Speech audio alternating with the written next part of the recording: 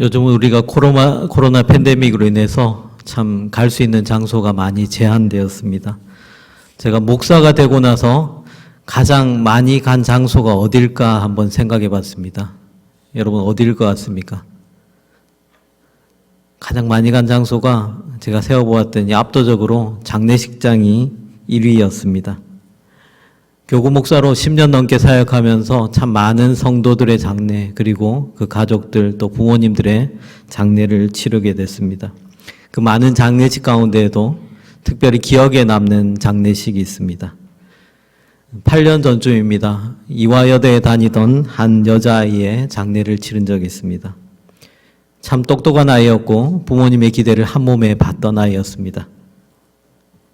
고등학교 때 시작된 피부암이 간과 폐로 다 전이가 되어서 참 절망적인 상황이었는데도 아이가 공부를 포기하지 않고 열심히 준비해서 학교에 입학했습니다. 그런데 채 한 학기를 채우지도 못하고 입원과 퇴원을 계속 반복하다가 결국 너무 이른 나이에 하나님의 부르심을 받았습니다. 그 아이를 위해서 몇 년 동안 성도들이 마음을 합하여 늘 기도하고 하나님께서 이 아이를 치유해 주시기를 간절히 구했지만은 기적은 일어나지 않았습니다. 너무나도 슬픈 장례식이었고 제가 장례를 집례하면서 목이 메어서 말을 이을 수 없을 정도로 참 마음 아픈 가슴 아픈 장례식이었습니다. 그런데 장례를 모두 마치고 나서 아이의 엄마가 이제 성도들에게 감사의 인사를 전하는데 제가 예상했던 것과는 전혀 다른 말씀을 하셨습니다. 사랑하는 우리 딸, 더 이상 고통받지 않고 하나님께서 천국 가게 해주셔서 참 감사합니다. 하나님 은혜를 찬양합니다. 이 예상치 못했던 감사의 인사, 하나님의 은혜를 찬양한다는 이 집사님의 고백이 저에게는 굉장히 큰 충격으로 다가왔습니다. 어쩌면 자기 목숨보다도 더 아끼고 사랑했던 딸의 죽음 앞에서 하나님께 감사할 수 있다는 것, 하나님을 찬양할 수 있다는 것, 어떻게 그 일이 가능했겠습니까? 처절한 고통과 슬픔 앞에서 우리는 하나님의 존재에 대해서 때로 의심하게 됩니다. 내가 고통받을 때 하나님 도대체 어디에 계십니까? 하나님이 살아계시다면은 왜 세상에 이렇게 악한 일이 많고 왜 믿는 자들이 아픔과 고난을 겪어야 합니까? 이 처절한 아픔 속에서 고난 속에서 앞이 보이지 않는 캄캄한 어둠 속에서 우리는 하나님을 어떻게 찬양할 수 있겠습니까? 오늘 우리가 읽은 이 말씀은 사도 바울의 2차 전도 여행 때 일어난 한 사건입니다. 바울과 실라 그리고 디모데 누가가 이제 마게도냐로 건너가서 그 지역의 가장 큰 도시인 빌립보로 향하게 됩니다. 그들이 기도하기 위해서 들린 강가에서 만난 루디아라고 하는 한 여인이 등장하고 그 여인에게 복음을 전해서 빌립보의 첫 믿음의 열매, 유럽 대륙의 첫 번째 신자가 탄생하게 되는 놀라운 감격도 누리게 됩니다. 바울 일행은 계속해서 빌립보에서 복음을 전하다가 한 어려운 사건을 만나게 됩니다.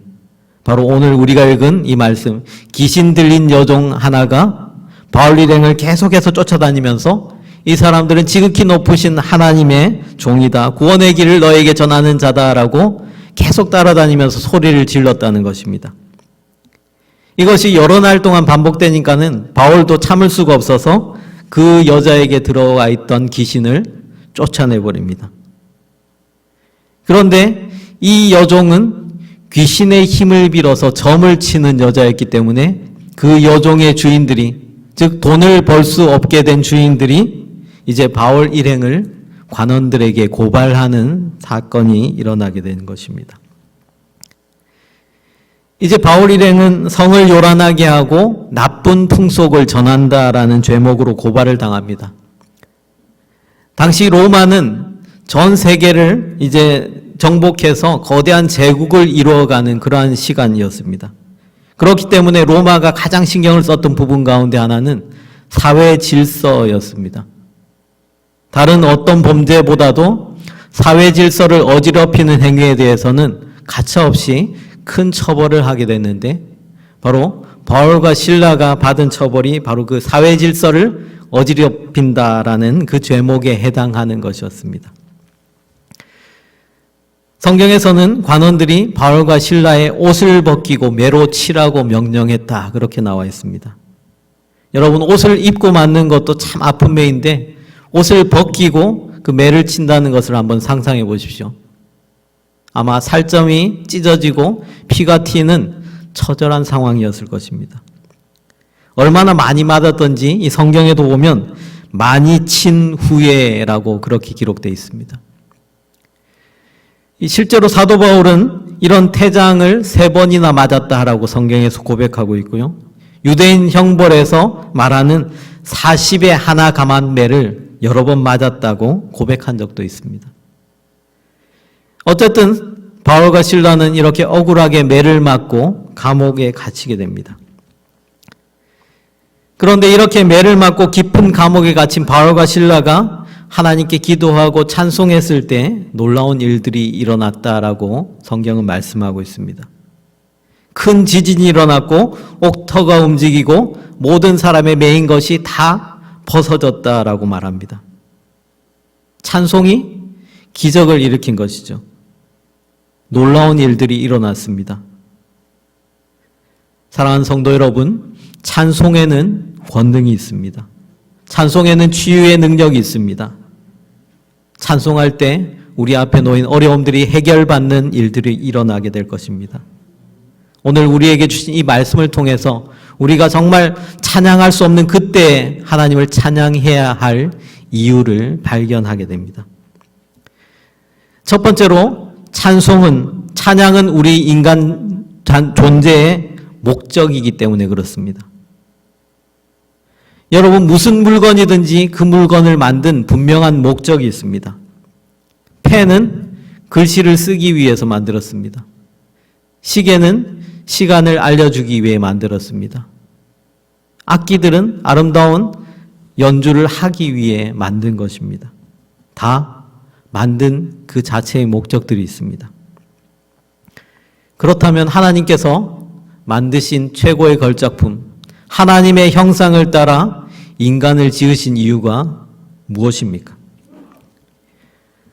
여러분, 아마 이 자리에 계신 분들 거의 다 세례를 받으셨을 줄 믿습니다. 세례 받으실 때 아마 1번 질문이 이걸 거예요. 하나님이 사람을 창조하신 목적이 무엇입니까? 사람의 제일 되는 목적이 무엇입니까? 세례 문답지 1번에 나와 있습니다. 여러분, 어떻게 배우셨습니까?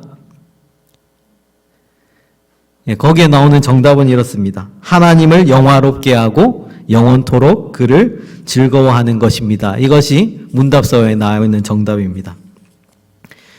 그런데 그 문답보다 성경은 훨씬 더 명확하게 하나님이 사람을 창조하신 이유를 설명하고 있습니다. 이사야서 43장 21절의 말씀입니다. 이 백성은 내가 나를 위하여 지었나니 나의 찬송을 부르게 함이러라. 하나님이 왜 지으셨다고요? 찬송을 부르게 하기 위해서 지었다라고 말씀합니다. 하나님께서 우리를 택하셨습니다. 단지 구약의 이스라엘 백성들만 택하신 것이 아니라 하나님이 오늘날 우리를 부르셔서 하나님의 자녀 삼아주시고 그의 택한 백성으로 삼으셨습니다. 우리가 하나님을 찬송하라고 지금 받았기 때문에 우리는 하나님을 찬송하는 삶을 살아야 할 것입니다.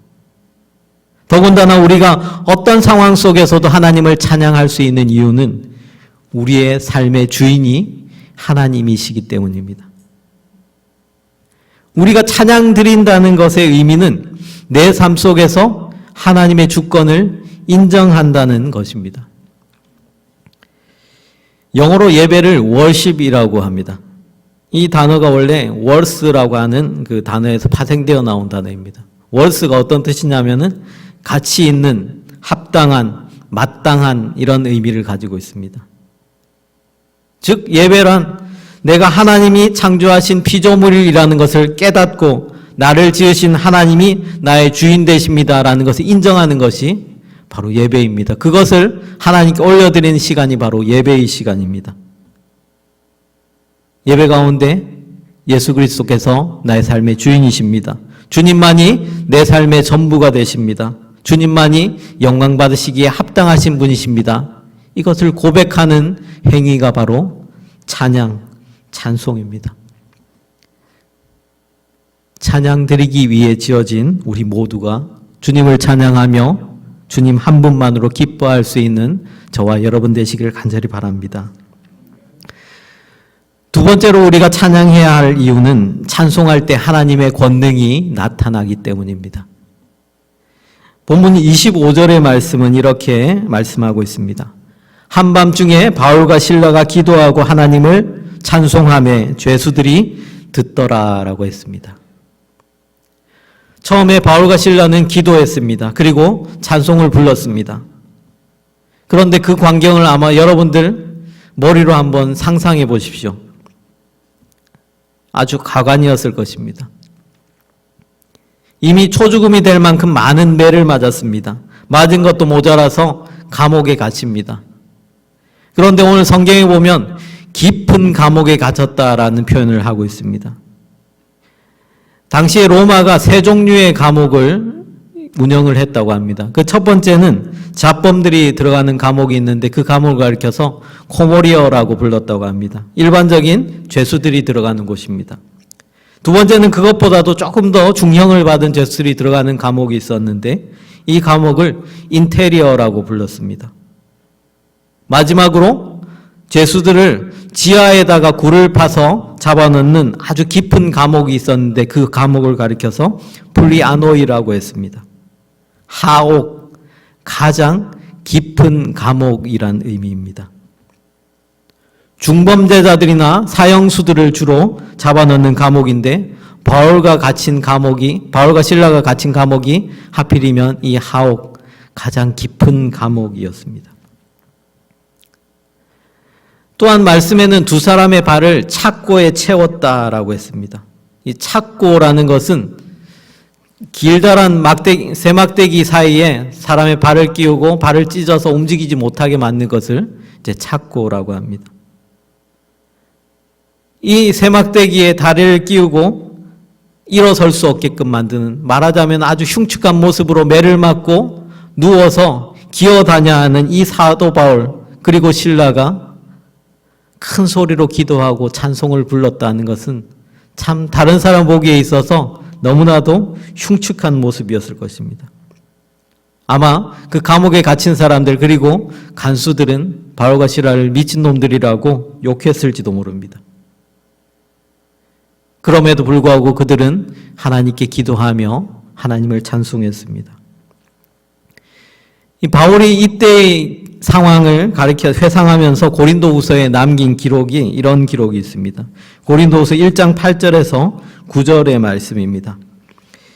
형제들아 우리가 아시아에서 당한 환난을 너희가 모르기를 원하지 아니하노니 힘에 겹도록 심한 고난을 당하여 살 소망까지 끊어지고 우리는 우리 자신이 사형 선고를 받은 줄 알았으니 이는 우리로 자기를 의지하지 말고 오직 죽은 자를 다시 살리시는 하나님만 의지하게 하심이라.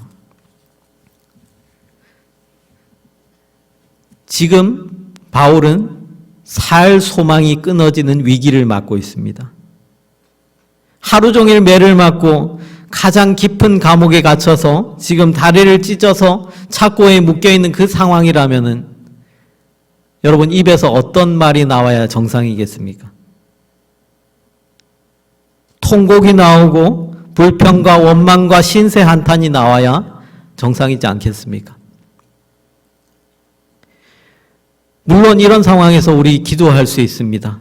그렇지만 그 기도는 아마도 살려달라는 기도, 내가 억울하다는 기도, 벼랑 끝에 서서 아무것도 보이지 않는 캄캄한 상황에서 절박한 심정으로 메어 달리는 기도였을 것입니다. 그런데 바울과 실라는 그곳에서 기도하고 찬송했다라고 했습니다. 벼랑 끝에 서면은 기도는 할 수 있습니다. 기도가 절로 나오겠죠. 그런데 그 벼랑 끝에서 찬송하기란 참 쉽지 않습니다. 여러분 보통 어떨 때 여러분 찬송하십니까? 내 마음이 기쁠 때, 감사할 때, 은혜가 넘칠 때 우리는 찬양합니다. 내 마음이 평안해야 찬송도 나오게 됩니다. 콧노래를 흥얼거리면서 우리가 찬양하는 것은 마음에 여유가 있을 때나 가능한 일입니다. 어떻게 이런 상황에서 찬송이 나올 수가 있겠습니까? 지금 바울의 심정은 이러했을 것입니다. 바울은 지금 원하지 않는 곳으로 왔습니다. 사도행전 16장 전반부에 보면 이런 내용이 있죠. 바울이 원래 가려고 했던 곳은 이 빌립보 지역이 아닙니다. 아시아로 가려고 했습니다. 그런데 성령이 계속해서 바울의 길을 막으셨습니다. 바울이 고민하고 고민하는 중에 꿈에 환상을 보게 되죠. 한 마게도냐인이 나타나서 건너와서 우리를 도우라 하는 그 환상을 보고서 하나님이 원하시는 길이 이 길이구나 하고 바울은 아시아로 가려던 발걸음을 돌려서 유럽으로 향하게 됩니다. 바울 입장에서 어찌 한숨이 나오지 않고 어찌 원망이 나오지 않겠습니까? 하나님, 제가 가려고 했던 길 돌려서 지금 여기로 왔는데 왜 이렇게 저를 고생시키십니까? 왜 억지로 저를 등 떠밀어서 아시아로 가려던 것을 유럽으로 보내셨습니까? 바울은 그렇게 신세한탄하지 않았습니다. 사랑하는 성도 여러분, 찬송은 능력입니다. 찬송을 부르면 하나님이 기뻐하시고 찬송을 통해서 하나님의 능력이 나타날 것입니다. 오늘 본문이 바로 그 증거를 우리에게 보여주고 있습니다. 노래를 불렀더니, 그들이 찬송했더니 그곳에서 지진이 일어났습니다. 튼튼한 옥문이 저절로 열렸습니다. 누가 풀어주지 않으면 절대 풀리지 않을 것 같던 그 발을 묶고 있던 착고가 저절로 풀려지게 됐습니다. 하나님의 권능이 찬송 가운데 임하게 되었습니다. 찬송하면 우리를 묶고 있던 죄의 사슬이 끊어지게 될 것입니다. 찬송 가운데 걱정과 근심의 착고가 풀려지게 될 것입니다. 막힌 것이 열려지는 하나님의 역사들이 나타나게 될 줄 믿습니다. 마지막으로 우리가 정말 찬송해야 하는 이유는 찬송이 우리가 할 수 있는 최후의 수단이기 때문입니다. 지금 바울과 실라는 발이 묶여 있습니다. 일어날 수 없을 정도로 심한 매를 맞았습니다. 지하 감옥 깊은 곳에 갇혀 있습니다. 인간의 힘으로 도저히 어떻게 할 수 없는 상황이고 가장 절망적인 형편에 놓여 있습니다. 이때 바울과 실라가 마지막으로 택한 방법은 하나님을 찬송하는 것이었습니다. 구약성경 역대하 20장에 보면은 상식적으로 도저히 승리할 수 없던 전쟁을 승리로 이끈 한 전쟁의 이야기가 나옵니다. 암몬과 모압과 세일산 사람들 세 개의 족속이 유다를 침공해 왔습니다. 세 나라가 한꺼번에 쳐들어왔다는 것 생각해 보십시오. 도저히 앞이 보이지 않는 유다로서는 절망적인 상황입니다. 이 연합군을 이길 방법은 도저히 아무리 머리를 짜도 나오지 않습니다. 이때 여호사밧 왕이 생각한 방법은 바로 하나님을 찬양하는 것이었습니다. 적이 쳐들어온다고 하면은 상식적으로 생각했을 때 인간적인 방법으로 이 수단을 어떻게든 극복하려 했을 것입니다. 원군을 부른다든지 어떻게든 군사들을 모아서 전쟁에 나가려고 생각했을 것입니다. 그런데 유다왕 여호사밧이 생각했던 것, 그 여호사밧이 두려워했던 것은 이 어마어마한 연합군이 아니었다는 것입니다. 그가 진정으로 두려워해야 될 대상은 하나님이시라는 것을 알고 있었다는 것입니다. 이 여호사밧 왕이 이 전쟁의 주체는 하나님이시고 자신에게 아무리 강력한 군대가 있다고 할지라도 하나님이 허락하시지 않으면 이 전쟁을 이길 수 없다라는 것을 깨달았습니다. 그래서 여호사밧이 가장 먼저 한 행동은 하나님 앞에 나와서 하나님 어떻게 해야 되겠습니까? 하나님의 뜻을 구한 행동이었습니다. 그 간절히 부르짖는 왕에게 하나님이 레위 사람 아시아를 통해서 이런 답변을 주시죠. 역대하 20장에 나오는 말씀입니다.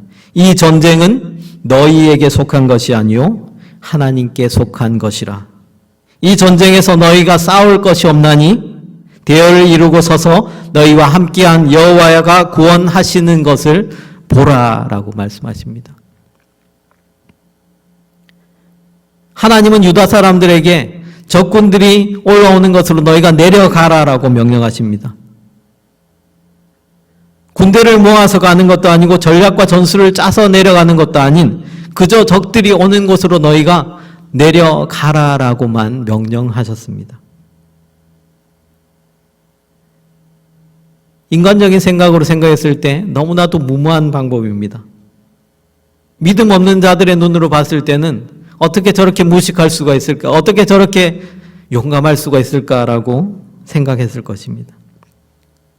그러나 여호사밧과 유다 백성들은 하나님께 경배하고 하나님을 찬송했습니다. 그리고 다음 날 여호사밧은 전쟁터로 나가는 그 군대 앞에 찬양대를 더 앞쪽에 세웠습니다. 찬양대가 먼저 서고 그 뒤에 군대가 섰다는 것입니다.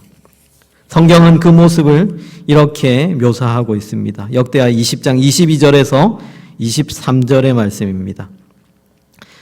백성과 더불어 의논하고 노래하는 자들을 택하여 거룩한 예복을 입히고 군대 앞에서 행진하며 여호와를 찬송하여 이르기를 여호와께 감사하세 그의 인자하심이 영원하도다 하게 하였더니 그 노래와 찬송이 시작될 때에 여호와께서 복병을 두어 유다를 치러 온 암몬 자손과 모압과 세일산 주민들을 치게 하심으로 그들이 패하였으니 곧 암몬과 모압 자손이 일어나 세일산 주민들을 쳐서 진멸하고 세일 주민들이 멸한 후에는 그들이 서로 쳐 죽였더라. 유다 왕 여호사밧의 전쟁은 찬송으로 승리한 전쟁이었습니다. 도저히 이길 수 없는 전쟁에서 하나님을 찬송하며 하나님의 이름을 높였을 때 하나님의 손이 유다 백성들을 구원해 주셨습니다. 하나님이 친히 나서서 싸워주신 것입니다. 하나님이 두신 복병이 그들을 치고 그들이 서로 상대끼리 치고받으며 유다 백성들은 손가락 까딱 할 것도 없이 이 전쟁이 끝나고 말았습니다. 찬송은 내가 어떻게 할 수 없는 상황에서 내가 어찌할 수 없는 그 상황에서 우리가 택할 수 있는 최후의 방법, 아니 최선의 방법입니다. 사랑하는 성도 여러분, 찬송해도 우리를 둘러싼 상황이 바뀌지 않을 수 있습니다. 그런데 우리가 찬송하면은 나를 둘러싼 어려움과 고통의 상황을 보는 내 눈이 바뀌게 될 것입니다. 하나님이 왜 우리에게 이런 어려움을 주실까? 내 삶 속에서 하나님이 이런 일을 허락하시는 이유가 무엇일까를 우리가 생각해 보게 됩니다. 그리고 이 모든 일들이 결국 하나님의 손 안에 있다는 것, 하나님의 섭리 안에 있다는 것을 우리는 믿음을 통해 발견하게 될 것입니다. 오늘 우리가 읽은 이 성경 뒤에 어떤 내용이 나오는지 여러분 너무나도 잘 알고 계실 줄 믿습니다. 옥문이 열린 것을 본 간수가 깜짝 놀라서 죄수들이 다 도망간 줄 알고 스스로 목숨을 끊으려고 합니다. 바울과 실라가 그 간수가 자결하려는 것을 막아서며 그를 독려하죠. 그때 바울과 실라 앞에서 이 간수가 엎드려서 뭐라고 고백합니까? 선생들이여, 내가 어떻게 해야 구원을 얻겠습니까? 뭐라고 대답합니까? 주 예수를 믿으라. 그리하면 너와 내 집이 구원을 얻으리라. 바울과 실라가 억울하게 매를 맞고 감옥에 갇히게 된 이유가 여기에서 명확하게 나타나죠. 하나님께서 한 가정을 구원하시기 위해서 바울과 실라를 옥에 갇히게 하시고 억울하게 매를 맞게 하셨습니다. 한 가정을 구원시키기 위한 하나님의 섭리요, 하나님의 인도하심이었다는 것입니다. 여러분, 빌립보 교회의 일원들이 누구인지 아십니까? 바로 강가에서 만났던 자색 옷감장사 루디아, 그리고 귀신 들렸던 그 여종, 그리고 오늘 본문에 나오는 이 간수의 가족들, 이 사람들이 다 빌립보 교회의 첫 열매들입니다. 사도 바울이 빌립보서에서 빌립보 교인들에게 이렇게 얘기합니다. 내 심장에 너희가 있다. 예수 그리스도의 심장으로 내가 얼마나 너희를 사랑하는지 하나님이 내 증인이시다라고 고백했던 그 빌립보 교인들이 바로 여기에 있습니다. 합력하여 선을 이루시는 하나님의 손길이 바로 여기에 있습니다. 여러분, 합력하여 선을 이룬다는 말, 참 우리가 많이 쓰는 말입니다만은 참 쉬운 말은 아닙니다. 우리가 이 말씀을 참 오해하기 쉽습니다. 하나님을 믿는 자들이 모든 일이 잘 된다, 우리가 이런 식으로 해석할 때가 참 많습니다. 예수 믿으면 결국 복 받는다더라, 이런 식으로 해석하기도 합니다. 그런데 사실 이 말씀은 그런 의미가 아니죠. 내 뜻대로 다 이루어지면 얼마나 좋겠습니까마는 사실 우리 인생에서 내 마음대로 되는 일이 그렇게 많이 있지 않습니다. 내 뜻과 반대로 이루어지는 경우가 훨씬 더 많습니다. 그런데 내 삶에 고난이 있다고 할지라도, 때로 어려움이 있고 앞이 보이지 않는 캄캄한 길을 걷게 된다고 할지라도 하나님께서 그 고난을 통해서, 그 역경을 통해서 결국은 하나님의 역사를, 하나님의 뜻을 이루어 가신다라는 것이 바로 이 합력하여 선을 이룬다는 사도 바울의 고백입니다. 불행의 밤이 찾아왔을 때 욥이 어떤 고백을 했는지 여러분 알고 계십니까? 사랑하는 자식들 다 잃고 자신이 가졌던 모든 재산들 다 잿더미가 되었을 때 그 욥은 그 절망의 시간에, 그 고통의 시간에 하나님께 이런 고백을 드립니다. 주신 이도 여호와시오, 거두신 이도 여호와시오니 여호와의 이름이 찬송을 받으실지니이다. 욥은 지금 하나님을 찬양하고 있습니다. 모든 것이 다 하나님의 것이기에 내가 가진 것 다 잃었어도 하나님은 찬송받으시기 마땅하다라는 것입니다. 비록 역경과 불행의 밤이지만은 그 가운데 찬송할 수 있는 것, 이것이 그리스도인의 삶입니다. 사도 바울도 감옥에 있을 때, 감옥에서 가장 어려운 시간, 힘든 시간을 보낼 때 그가 4권의 책을 썼습니다. 옥중서신이라고 하는 책들입니다. 그 가운데 대표적인 빌립보서에서 사도 바울이 가장 강조하고 있는 말이 무엇입니까? 그 짧은 빌립보서 안에 가장 많이 등장하는 단어는 기뻐하라 라는 단어입니다. 인생에서 가장 기뻐할 수 없을 때라도 하나님이 내 삶의 주인이시기에, 하나님이 나 같은 죄인 중의 개수를 구원해 주셨기에 나는 기뻐할 수 있습니다 라는 고백을 드렸다는 것입니다. 순풍이 불고 모든 것이 잘 되는 시간에는 누구나 다 찬양할 수 있습니다. 그러나 그리스도인들은 고난이 있어도, 때로는 역경이 있어도, 내가 병상 가운데 있다고 할지라도 찬송할 수 있는 사람들입니다.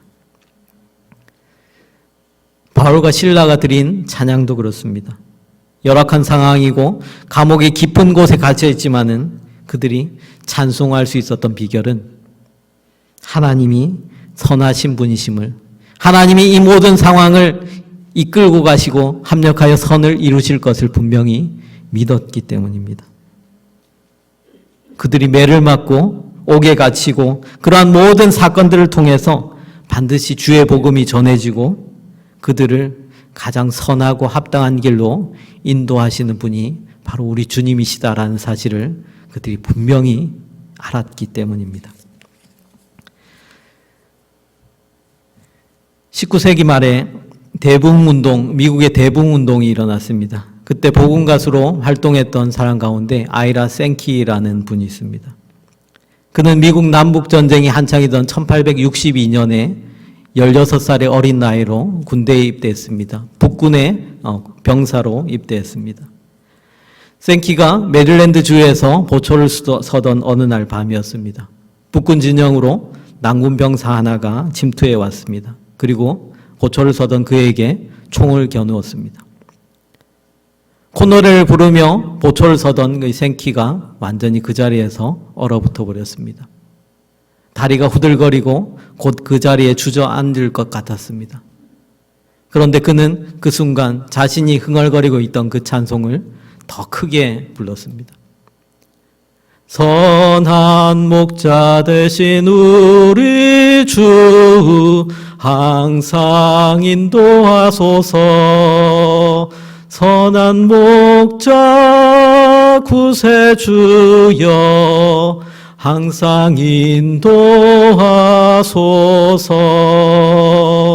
선한 목자 구세주여 항상 인도하소서.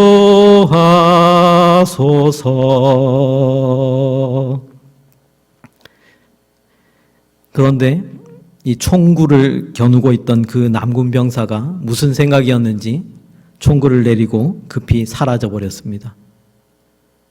생키는 생각했습니다. 선한 목자 되신 주님이 나의 생명을 구원해 주셨구나.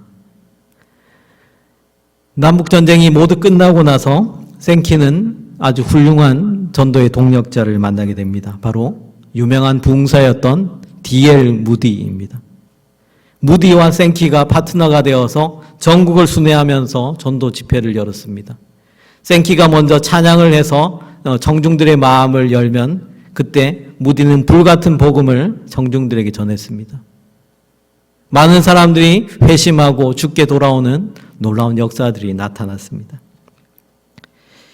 어느 도시에서 집회가 끝나고 무대 뒤로 한 남자가 이 생키를 찾아왔습니다. 저 혹시 남북전쟁 때 북군 병사로 메릴랜드에서 근무하지 않으셨습니까? 네, 맞습니다. 혹시 그날도 오늘 부르신 찬양을 부르시진 않았는지요? 생키가 깜짝 놀랐습니다. 아니, 당신 누군데 그 사실을 알고 계십니까? 저는 당신에게 총을 겨누었던 그 남군 병사입니다. 당신이 찬양을 부를 때, 어릴 때 나를 안아주시며 불러주시던 우리 어머니의 찬송 소리가 생각나서 나는 차마 당신에게 총을 겨눌 수가 없었습니다. 이 두 사람은 얼싸안고 함께 이 선한 목자 되신 우리 주 찬양을 불렀다고 합니다. 사도 바울은 내가 영으로 기도하고 또 마음으로 기도하며 내가 또 영으로 찬송하고 마음으로 찬송하리라 라고 고백합니다. 영과 마음으로 찬송할 때 하나님을 감동시키고 때론 사람의 마음도 움직이게 됩니다. 바울과 실라가 영으로 마음으로 하나님을 찬송했더니 구원의 역사가 나타났고 감옥문이 열리는 놀라운 역사가 일어났습니다. 하나님을 찬송했더니 전쟁터에서 목숨을 살리는 역사가 나타났습니다. 저는 오늘 여러분에게 예수 잘 믿으면 목숨도 구하고 모든 일이 잘 되고 성공한다라는 것을 말씀드리고 싶은 것이 아닙니다. 찬양하면 지진이 일어나고 놀라운 하나님의 기적이 나타난다라는 것이 오늘 말씀의 포인트가 아닙니다. 저는 우리가 왜 찬양해야 하는지, 우리가 찬양해야 할 이유를 말씀드리고 싶은 것입니다. 우리가 찬양해야 하는 이유는 하나님이 우리 삶의 주인이시기 때문입니다. 하나님은 우리의 찬양을 통해서 영광 받으시고 반드시 합력해서 선을 이루시는 분이시기 때문입니다. 우리가 지난 1년 반 동안 이 코로나19라고 하는 이 바이러스 때문에 얼마나 많은 어려움의 시간을 보내셨습니까? 여러분들 각자의 가정, 또 직장, 사업장, 경제적으로 큰 어려움을 겪었을 것이고 아마 다시 회복할 수 없는 정도의 타격을 입으신 분들도 계실 줄 믿습니다.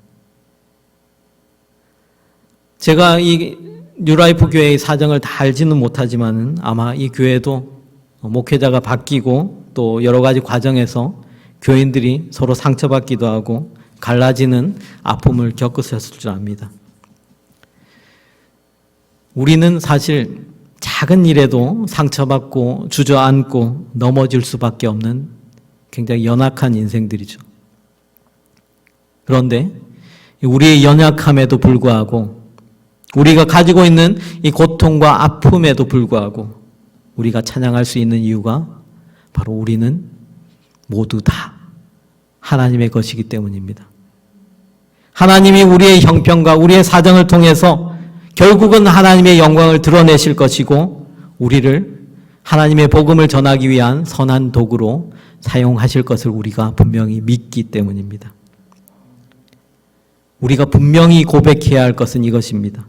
우리 삶에 좋은 일이 있든 나쁜 일이 있든 어려움이 있든 고난이 있든 어느 때에라도 우리는 주님의 손에 붙들린 하나님의 사람들이란 사실입니다. 예수 그리스도께서 우리의 주인이 되십니다. 우리 삶의 주인 되시는 예수님께서 사망 권세를 깨고 부활하셔서 우리에게 영원한 생명 주셨습니다. 이 고백을 하는 사람들에게서 귀신이 떠나가는 역사가 일어날 것입니다. 병이 치유되는 역사가 나타날 것입니다. 그렇게 하지 않으실지라도 내게 주신 약함을 강함으로 바꾸는 은혜가 있을 줄 믿습니다. 지금 당장 내 삶의 형편이나 고난보다도 나를 지으신 하나님, 내게 생명 주시기 위해서 모든 것 다 내어놓으신 예수 그리스도의 은혜와 사랑을 생각하면 우리가 어찌 하나님을 찬양하지 않을 수 있습니까? 사망이나 생명이나 권세자들이나 천사나 세상의 그 어떤 것도 우리를 하나님의 그 사랑에서 끊을 수 없기 때문에 우리는 이 하나님을 찬양하지 않을 수가 없습니다. 사랑하는 성도 여러분, 우리가 온 마음과 온 영을 다해서 우리 하나님을 찬양하며 오늘도 내 삶 속에서 역사하시며 우리의 삶을 이끌어 가실 그 주님을 찬양했으면 좋겠습니다. 우리 주님 찬양 받으시기에 합당하신 분이십니다. 정말 사도 바울과 그 실라와 같이 차마 찬양할 수 없는 그 순간에도 그때라도 하나님을 찬양할 때 선한 목자 되시는 우리 주님, 우리의 삶의 주인 되시는 하나님께서 가장 우리를 선하고 복된 길로 인도하실 것입니다. 주님이 주인 되시는 이 교회, 뉴라이프 교회도 하나님께서 믿음의 반석 가운데 반드시 든든히 세워주실 것을 믿습니다. 함께 기도하겠습니다. 찬양 받으시기에 합당하신 주님, 존귀와 영광을 오직 하나님께만 올려드립니다. 우리가 드리는 찬양이 하나님 앞에서 보배로운 향기가 되게 하시고 어떤 상황 가운데에서도 차마 찬양할 수 없는 그때에도 하나님을 찬양하며 주의 도움을 구하는 신실한 예배자들, 우리 뉴라이프 교회 모든 성도들 되게 하여 주시옵소서. 우리 찬양 통해서 영광 받으실 예수님의 이름으로 간절히 기도하옵나이다. 아멘.